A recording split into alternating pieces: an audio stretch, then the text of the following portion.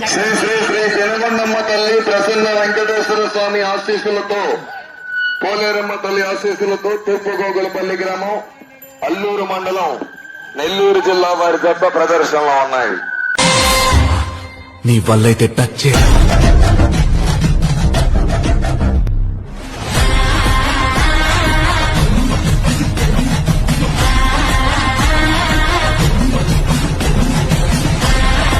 నీ ఊరి నడిబొట్టులో చూసుకుందావా? ప్లేస్ నువ్వు చెప్పినా సరే, నన్ను చెప్పమన్నా సరే, టైం నువ్వు చెప్పినా సరే, నన్ను చెప్పమన్నా సరే, ఎప్పుడైనా సరే, ఎక్కడైనా సరే.